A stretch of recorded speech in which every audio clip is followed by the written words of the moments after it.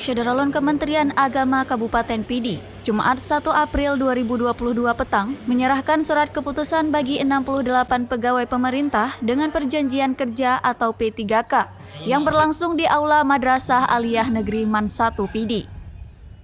Kepala Kan Kemenak Pidi, Dr. Andes Abdullah AR MAG, bersama Kepala Bagian Tata Usaha Termizi M. Nur SAG MPD kepada seraminews.com, Sabtu 2 April 2022 mengatakan, penyerahan SK bagi para abdi negara ini dilakukan secara khusus, dilantik oleh Sekjen Kemenak RI, Profesor Dr. Anizar Ali MA secara virtual. Namun secara simbolis dalam penyerahan secara khusus dilakukan oleh masing-masing Kemenak, sehingga penyerahan ini dilakukan dengan menghadirkan seluruh penerima. Menurut Abdullah AR, yang kerap disapa Abilah, bahwa dengan penyerahan SK tugas ini menjadi suatu kepastian nasib atau status para P3K ini dalam menjalankan tugas terutama mendidik sehingga mutu atau kualitas pendidikan bisa menjadi lebih baik dengan mengedepankan semangat kerja.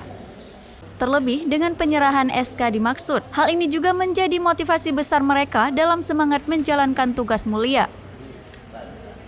Apalagi mereka pada umumnya telah mengabdi dalam mendidik generasi bangsa sejak 13 sampai 17 tahun, sehingga dengan penyerahan SK ini merupakan sebuah tanda syukur yang tiada tara. Sebenarnya di Pidi secara keseluruhan ada 106 yang tercatat sebagai tenaga guru yang menjalani tugas mengajar di berbagai madrasah, baik tingkat madrasah ibtidaiyah maupun madrasah sanawiyah.